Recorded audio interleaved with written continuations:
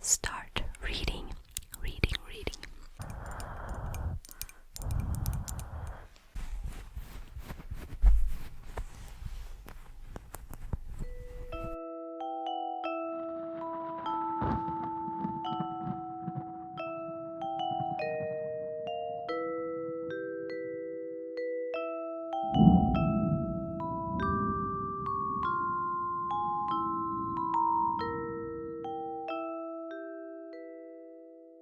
Hello and welcome, all of you witches, wizards and muggles, for my ASMR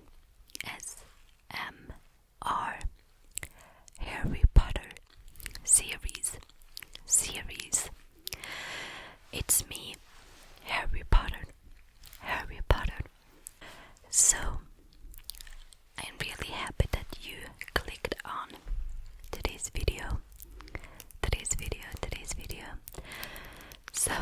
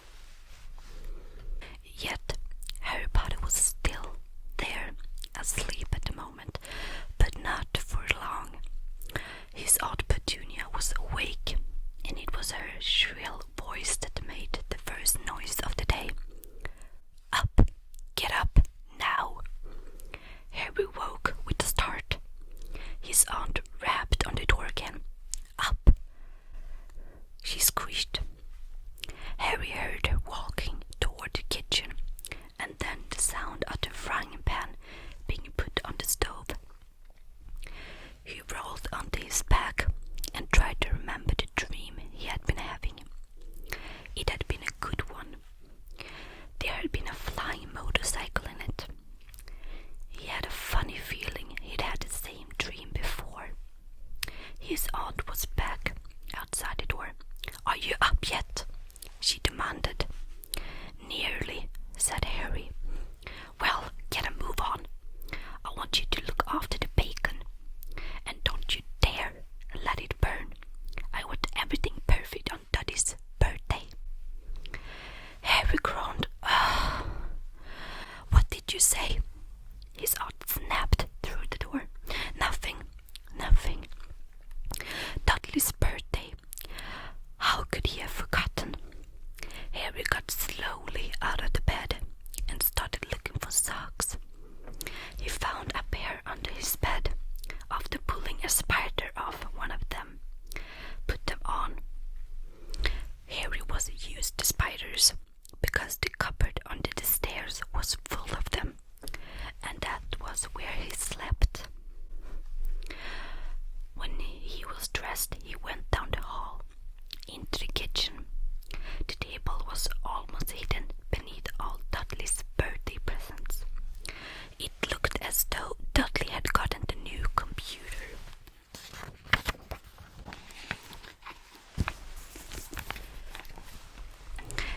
That he wanted, not to mention the second television and a racing bike. Exactly why Dudley wanted a racing bike was a mystery to Harry, as Dudley was very fat and hated exercise, unless, of course, it involved punching somebody. Dudley's favorite punching bag was Harry, but he couldn't often catch him. Harry didn't look it, but he was very fast. Perhaps it had something to do with living in a dark cupboard, but Harry had always been small and skinny for his age. He looked even smaller and skinnier than he really was because all he had to wear were old clothes of Dudley's, and Dudley was about 4 times bigger than he was. Harry had a thin face, knobby knees, black hair and bright green eyes. He wore round glasses, held together with a lot of Scotch tape because all of the times Dudley had punched him on the nose. The only thing Harry liked about his own appearance was a very thin scar on his forehead that was shaped like a bolt of lightning. It's like this one. He had it as long as he could remember, and the first question he could ever remember asking his Aunt Petunia was how he had gotten it. In the car crash when your parents died, she had said, "And don't ask questions. Don't ask questions." That was the first rule for a quiet life with the Dursleys. Uncle Vernon entered the kitchen as Harry was turning over the bacon. "Comb your hair," he barked, by way of a morning greeting. About once a week, Uncle Vernon looked over the top of his newspaper and shouted that Harry needed a haircut. Harry must have had more haircuts than the rest of the boys in his class put together. But it made no difference. His hair simply grew that way, all over the place. Harry was frying eggs by the time Dudley arrived in the kitchen with his mother. Dudley looked a lot like Uncle Vernon. He had a large, big face, not much neck, small, watery blue eyes, and thick blonde hair that lay smoothly on his thick, fat head. Aunt Petunia often said that Dudley looked like the baby angel. Harry often said that Dudley looked like a pig in a wig. Harry put the plates of egg and bacon on the table, which was difficult as there wasn't much room. Dudley, meanwhile, was counting his presents. His face fell. 36, he said, looking up at his mother and father. That's 2 less than last year. Darling, you haven't counted Auntie's March present. See, it's here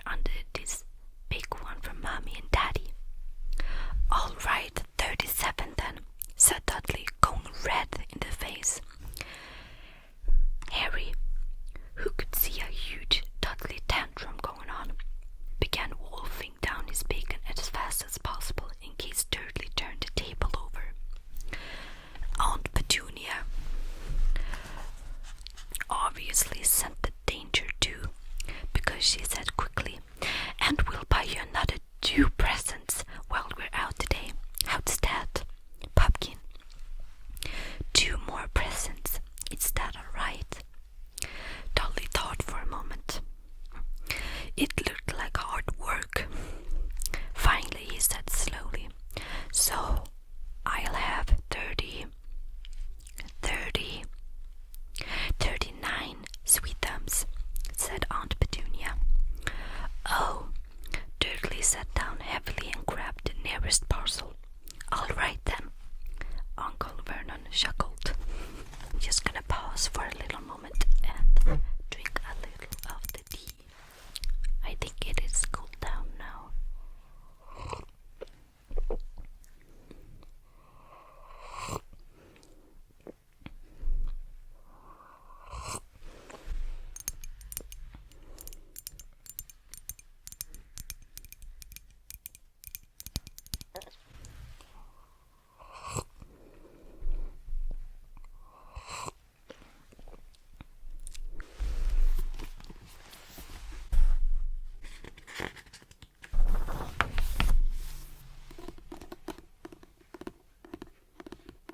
Little Tyke wants his money's worth, just like his father.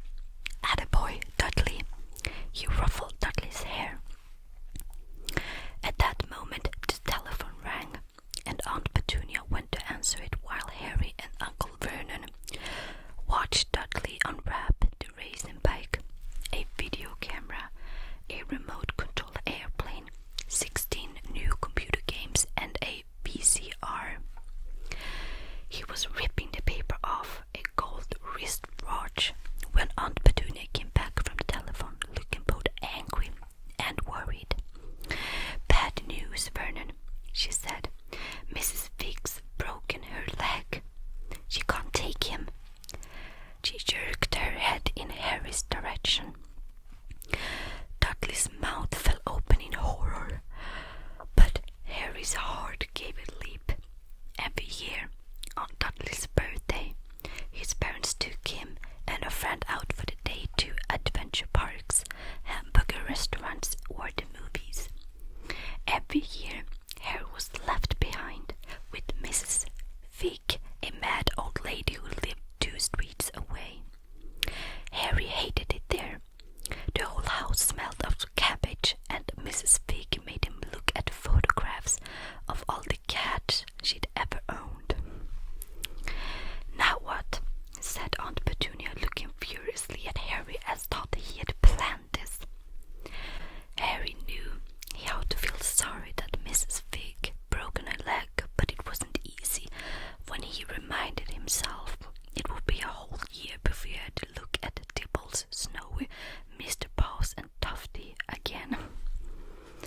We could phone Marge, Uncle Vernon suggested. Don't be silly, Vernon. She hates the boy. The Dursleys often spoke about Harry like this, as though he wasn't there. Or rather, as though he was something very nasty that couldn't understand them, like a slug. What about, what's her name? Your friend, Ivan?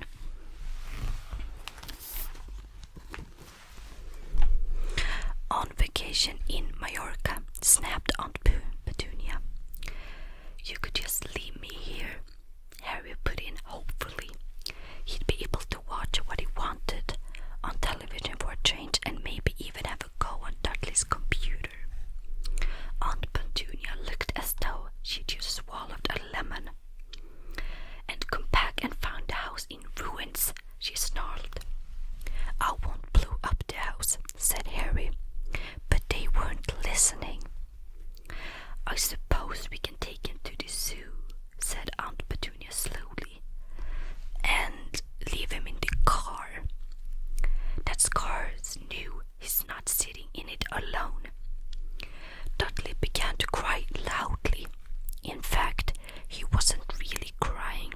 It had been years since he'd really cried, but he knew that if he screwed up his face and wailed, his mother would give him anything he wanted. Dinky, Daddy Bums, don't cry. Mommy won't let him spoil your special day, she cried, flinging her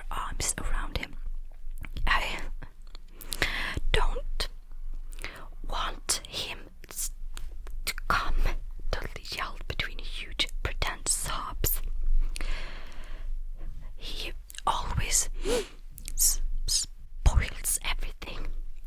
He shot Harry a nasty grin through the gap in his mother's arms. Just then, the doorbell rang. "Oh, good Lord, they're here," said Aunt Petunia. And a moment later, Dudley's best friend, Pierce Polkiss, walked in with his mother. Pierce was a scrawny boy with a face like a rat. He was usually the one who held people's arms behind their backs while Dudley hit them. Dudley stopped pretending to cry at once. Half an hour later, Harry, who couldn't believe his luck, was sitting in the back of the Dursleys' car with Pierce and Dudley.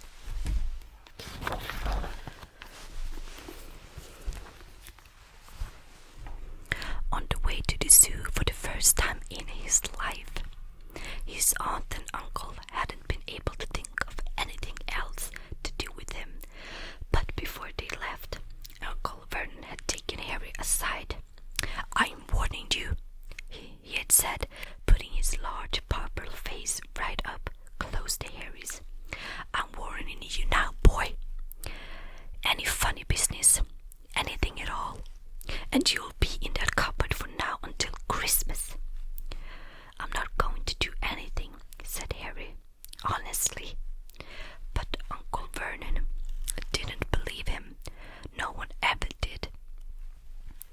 The problem was, strange things often happened around Harry, and it was just no good telling the Dursleys he didn't make them happen.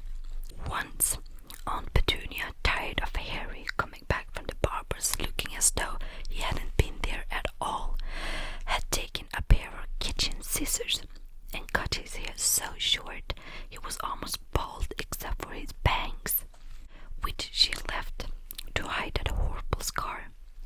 Dudley had laughed himself silly at Harry, who spent a sleepless night imagining school the next day, where he was already laughed at for his baggy clothes and taped glasses.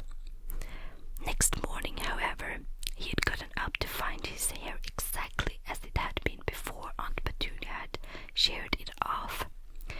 He had been given a week in his cupboard for this, even though he had tried to explain that he couldn't explain how it had grown back so quickly. Another time, Aunt Petunia had been trying to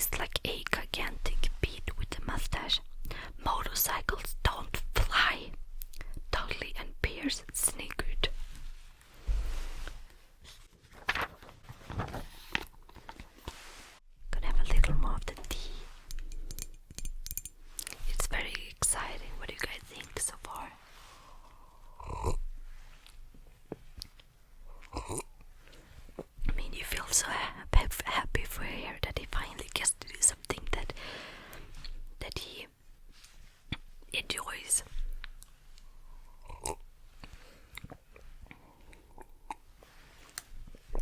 But it's just horrible for him to live with the Dursleys, right? They are just awful. I know they don't, said Harry. It was only a dream. But he wished he hadn't said anything. If there was one thing the Dursleys hated even more than his asking questions, it was his talking about anything acting in a way it shouldn't. No matter if it was in a dream or even a cartoon, they seemed to think he might get dangerous ideas. It was a very sunny Saturday, and the zoo was crowded with families. The Dursleys bought Dudley and Pierce large chocolate ice creams at the entrance, and then, because the smiling lady in the van had asked Harry what he wanted before they could hurry him away, they bought him a cheap lemon ice pop. It wasn't bad either, Harry thought, licking it as they watched a gorilla scratching its head, who looked remarkable like Dudley, except that it wasn't blonde. Harry had had the best morning he'd had in a long time. He was careful to walk a little way apart from the Dursleys so that Dudley and Pierce, who were starting to get bored with him by lunchtime, wouldn't fall back on their favorite hobby of hitting him. They ate in the zoo restaurant, and when Dudley had a tantrum because his knickerbocker glory didn't have enough ice cream on top, Uncle Vernon bought him another one, and Harry was allowed to finish the first. Harry felt afterward that he should have known it was all too good to last. After lunch they went to the reptile house. It was cool and dark in there, with lit windows all over the walls. Behind the glass, all sorts of lizards and snakes were crawling and slithering over bits of wood and stone. Dudley and Pierce wanted to see a huge poisonous cobras and thick man-crushing pythons. Dudley quickly found the largest snake in the place. It could have wrapped its body twice around Uncle Vernon's car and crushed it into a trash can. But at the moment it didn't look in the mood. In fact, it was fast asleep.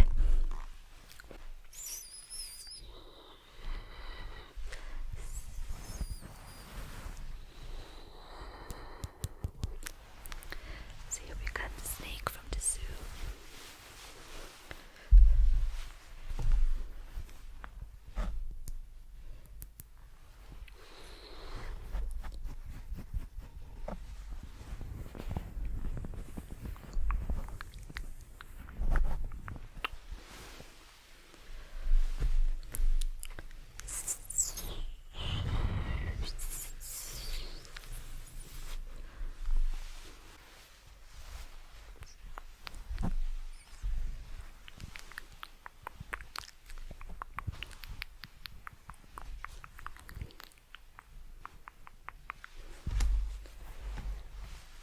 Let's see if we can wrap the snake around.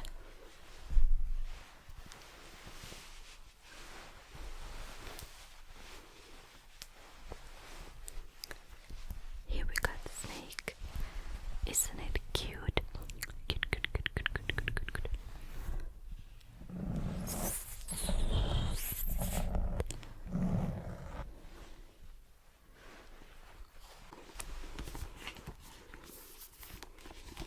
Let's continue. Dudley stood with his nose pressed against the glass, staring at the glistening brown coils. "Make it move," he whined at his father. Uncle Vernon tapped on the glass.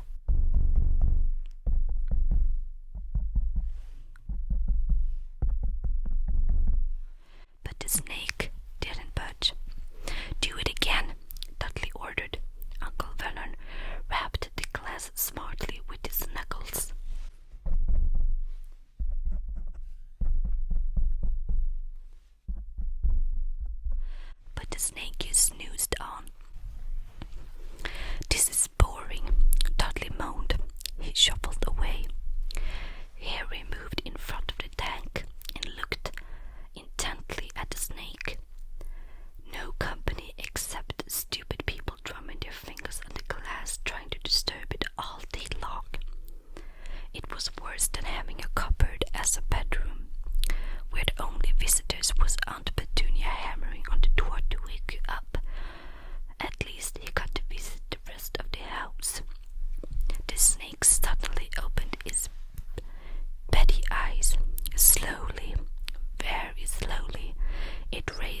head until its eyes were on a level with Harry's. It winked. Harry stared. Then he looked quickly around to see if anyone was watching. They weren't. He looked back at the snake and winked too. The snake jerked its head toward Uncle Vernon and Dudley, then raised its eyes to the ceiling. It gave Harry a look that said quite plainly, "I get that all the time."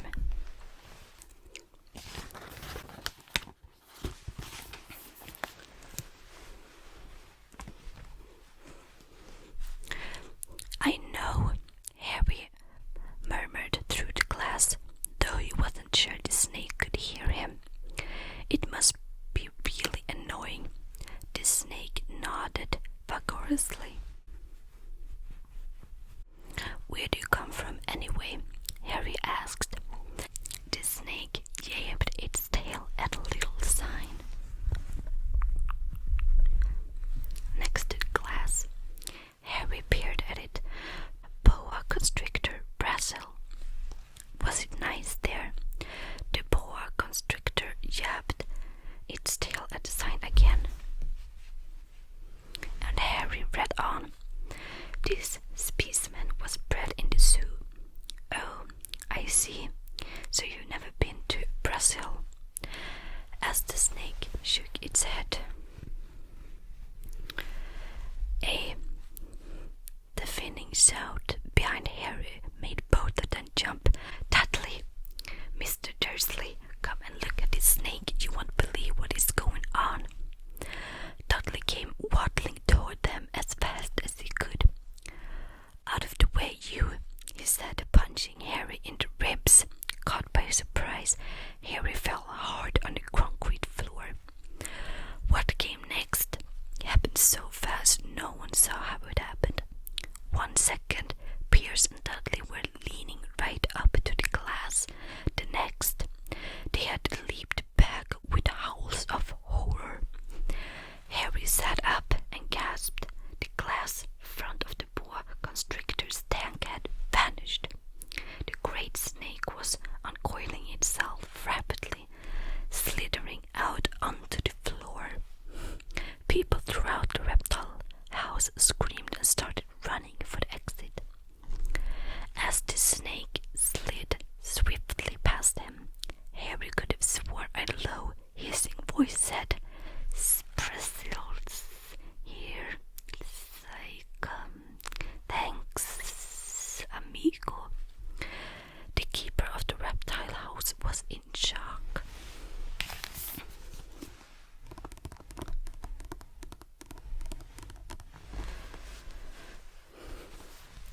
"But the glass," he kept saying. "Where did the glass go?" The zoo director himself made Aunt Petunia a cup of strong sweet tea, while he apologized over and over again. That blir snakes på minden.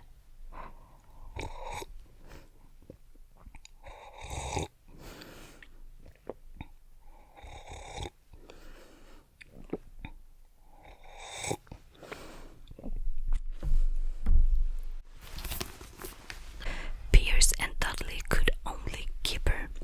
As far as Harry had seen, the snake hadn't done anything except snap playfully at their heels as it passed. But by the time they were all back in Uncle Vernon's car, Dudley was telling him how it had nearly bitten off his leg, while Pierce was swearing it had tried to squeeze him to death. But worst of all, for Harry at least, was Pierce calming down enough to say, "Harry was talking to it, weren't you, Harry?" Uncle Vernon waited until Pierce was safely out of the house before starting on Harry. He was so angry he could hardly speak. He managed to say, "Go, cupboard, stay, no meals," before he collapsed into a chair, and Aunt Petunia had to run and get him a large brandy.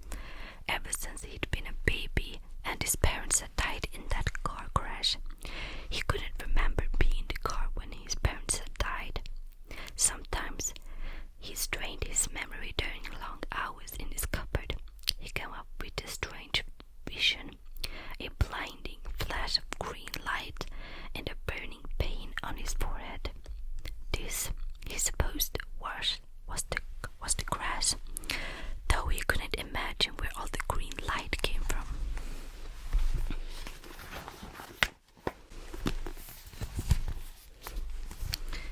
Couldn't remember his parents at all. His aunt and uncle never spoke about them, and of course he was forbidden to ask questions. There were no photographs of them in the house. When he had been younger, Harry had dreamed and dreamed of some unknown relation coming to take him away. But it had never happened.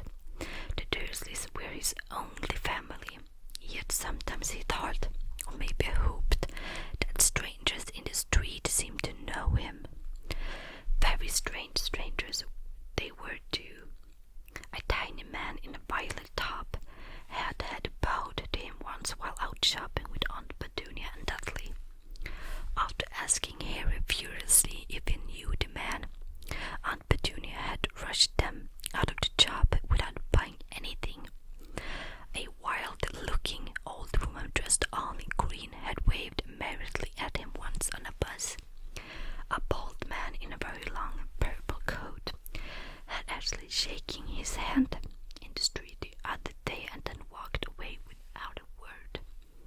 The weirdest thing about all these people was the way they seemed to vanish the second Harry tried to get a closer look. At school, Harry had no one. Everybody knew that Dudley's gang hated that odd Harry Potter in his baggy old clothes and broken glasses, and nobody liked to disagree with Dudley's gang.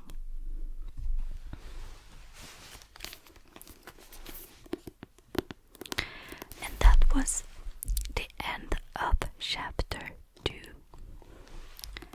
in the first Harry Potter book, Harry Potter and the Sorcerer's Stone. So, let's put back the bookmark.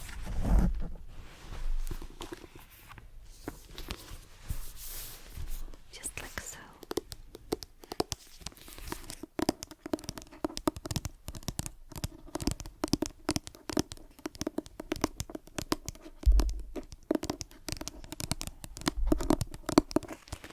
Just gonna take a little more tea.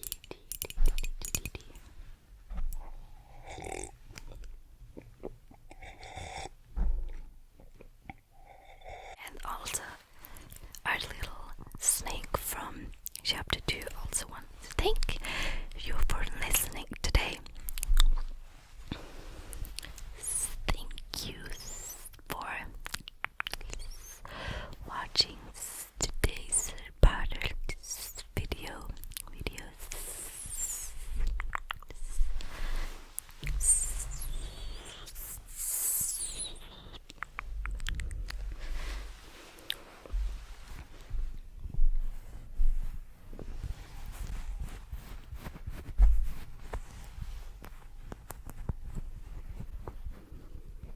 So I want to thank all of you, witches, wizards, and muggles for tuning in on today's Harry Potter video. So